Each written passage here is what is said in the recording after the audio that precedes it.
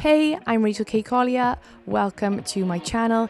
In today's video, I'm going to be doing one of my most requested, and that is a breakdown of my current live electronic rig. So I filmed a video like this a couple years back. It was exclusive to my Patreon, but since then I've played a load of shows, switched out lots of gear, and I recently played in London, so I thought this would be a good time while it's all fresh in my head to share it with you guys. And one more thing before we dive in, I just want to chat about today's sponsor, and that is myself and Mary Spender. We have released a brand new songwriting course that walks through our whole processes of writing a song and finishing a track from beginning to end. We start with the very basics, the harmony, then we lead into writing melodies, writing lyrics, and then of course going in to produce and structure out our songs. We cover vocal delivery, vocal arrangement, doing things like ad-libs, vocal processing, and then finishing and mastering your demo. Would love it so much if you fancy checking that out. And for the first 100 people that click on the link in the description, there's a $50 off. Okay, enough chit chat. Let's get into it. Let's talk about this rig. Let's start from the biggest piece and end up at the smallest. So here is the Roland GAIA 2. This is the newest addition to my live setup, and it is a lovely one. This has replaced my legendary 61 key King Korg, which unfortunately did die. I actually bought the King Korg in 2014. I borrowed the money from my sister, who is currently a student, and it was her student loan. I did pay her back, but it was definitely time for an upgrade. The Roland GAIA 2 made a lot of sense for me. It's a bit smaller, a lot more compact. Something I really love a lot is the motional pad. This is a great performance tool for the middle of the set. Check it out.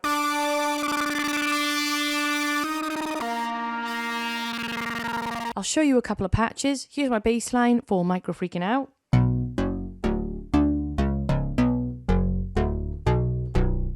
Played that a bit wrong, but you get the message.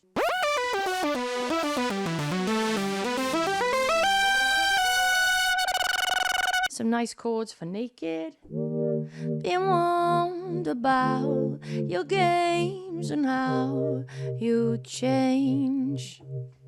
Next up, we got the Push 2, and this is controlling everything Ableton in my show. I don't even need to look at my computer. I could, if I wanted to, get to the software that means I can shut the laptop screen but still make it do things, but of course maybe that wouldn't be a good idea if something were to go wrong. So with Push, I am triggering clips, triggering my beef up tracks, which are the accompanying tracks when I'm performing. I'm doing all my live looping, I'm doing all my tempo changes, and I'm moving from song to song with the staircase mode approach. So I'm using the page buttons here to move across, down and across to get to the next songs in my set. The bottom scenes on my Push are changing not only the tempo change, but all the program changes on my hardware. So you may have heard my vocal pedal kicked in a little then with a slightly different sound. It's also changing the sounds on my bass and my GAIA 2. Let's go again, across, down, new tempo change and new sounds. I'm also using it as a Midi instrument for certain songs, for example, Micro Freak, where I can finger drum the little intro. 1, 2, 3, 4.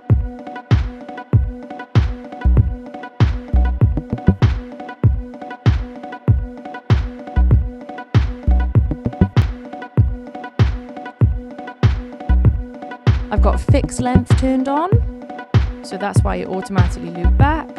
But yeah, so I'm using my Push 2 as well as a Midi instrument for finger drumming. Next up, let's jump over to the Roland SEO2 bass synth. I'm using this on stage to play all of the bass. This thing is really mean. It's a little beast and it's very small, so it's really easy to carry in backpacks, on planes and everything else. And this is kind of one of the reasons it made it into my setup, because of its compactability, size and weight. Now let's jump over to my Boss Ve.500 vocal pedal. There's a lot of reasons why I love this. Not only does it sound absolutely great and has got loads of cool presets, this just takes so much strain off of Ableton and my CPU for cool vocal effects that I might have created with lots of plugins in the studio. I can now sort of recreate live with the Boss V500. Before I had this, I was mainly just using reverbs and delays. Reverbs and delays only, how boring.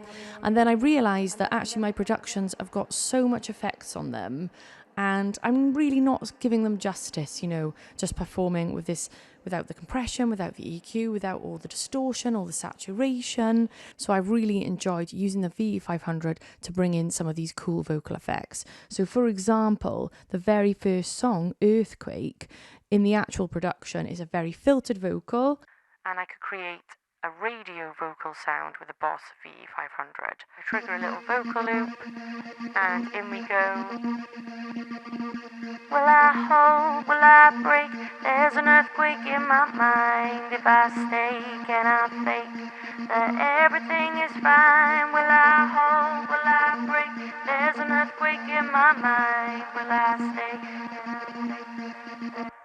So you guys get the message, and then you noticed I changed a second scene there and the patch has changed. So again, with the push and Ableton, for every scene I can program a different patch change for the V500. It's also got some lovely harmonies in this thing and some harmony effects which sound nice on stage.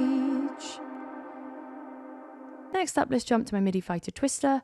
This has stood the test of time in my live sets. It has obviously so many knobs and different banks. I've got some really nice filters going on. Little low pass. High pass. Some funky rhythms.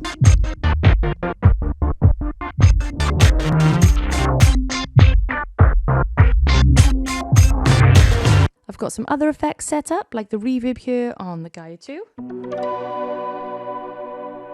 And a filter as well.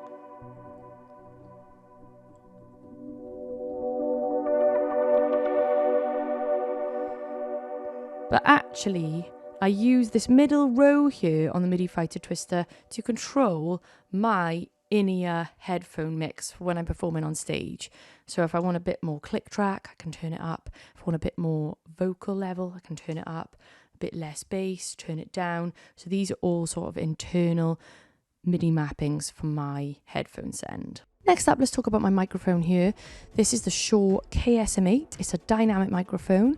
It's got a lovely body, feels very nice to hold. I got this because mainly, I know the SM58 is standard, but I really didn't like the way my voice sounded, especially when I was getting recorded from these live shows. It just sounded really thin and just a bit weak. So yeah, I purchased this and I really like it. Last but not least, let's talk about my Akai LPT8 pair over here. These are just simple MIDI controllers that are actually really budget and have stood the test of time in my set. The one on my left is actually controlling different samples from songs in my set, so check it out. Earthquake here.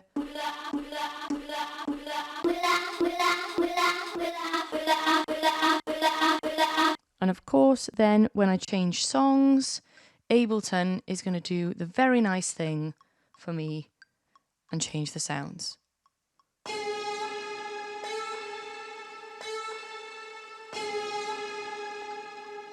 And then heading over to the Akai LPT on the right, this is controlling all of the delays and reverbs and pretty things like that. There's also some extra filters on the top for certain songs. And I've got some fun pitch drops on these pads, so check it out.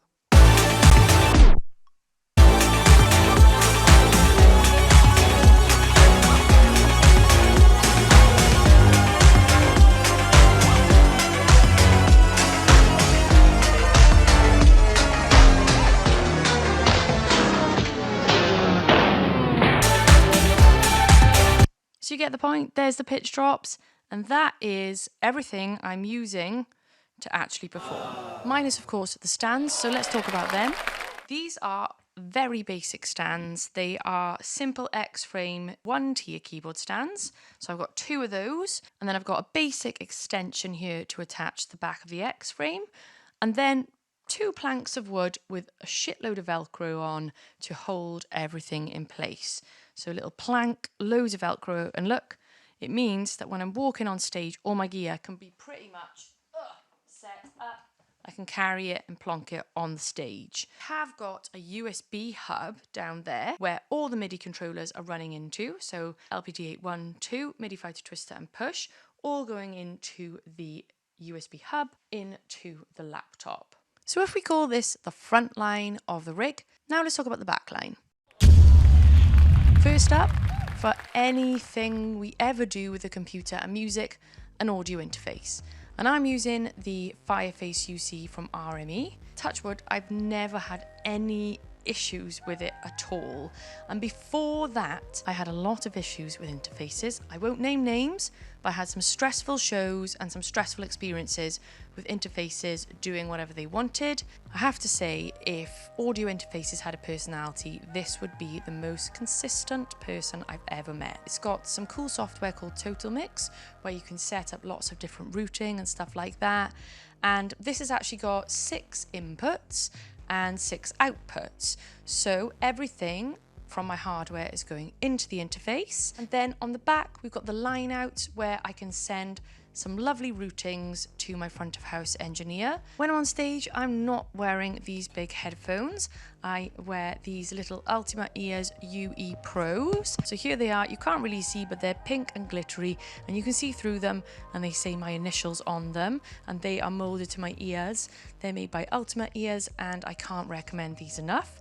And I plug these into a little pack here, which is made by Shure, and this is actually the PSM300. And how this works is I send a line out from my interface straight into the transmitter, and then a little battery in here, plug my headphones in, and I can suddenly dance around, be wireless, and hear my own mix in my own in-ear monitors with this. Now let's talk about the laptop. It's a MacBook Pro 15-inch 2018. I like to treat my laptop like a person. I like to take care of it, take care of my Ableton set. I like to have CPU as low as possible when I'm performing on stage. Touch wood, to this day, I haven't had any crashes. I focus on the minimum amount of third-party plugins. I think I've only got like Valhalla Reverb in there, and maybe a little bit of auto-tune artist, but otherwise CPU is running on about 14% when I'm performing live, with my buffer size at 256. Okay, so how does it all work together? Let's dive in and I'll talk you through a little performance, but first of all, let's talk a little bit more on how it's set up. For every song, I like to have a layout of 8 tracks and 8 scenes. If I'm doing a lot of live looping in that song, then I may have 16 tracks, but still I like to keep it at 8 scenes.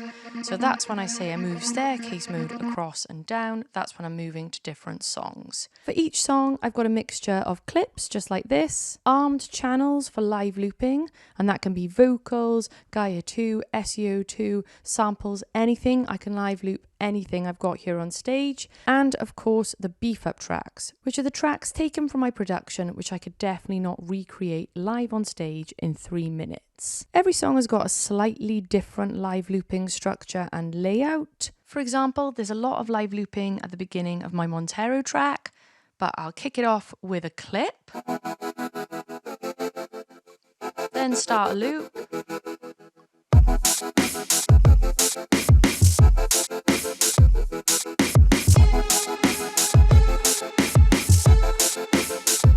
use the bum note in the drum beat, add some bass.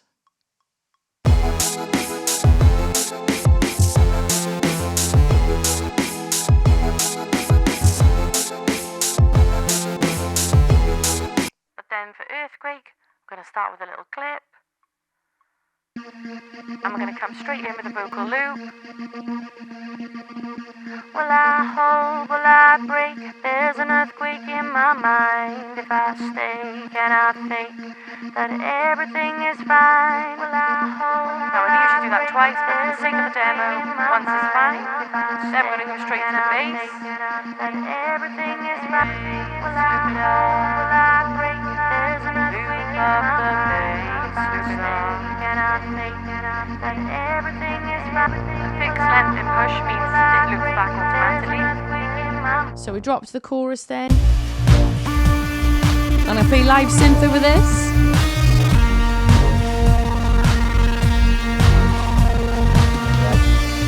Reverb.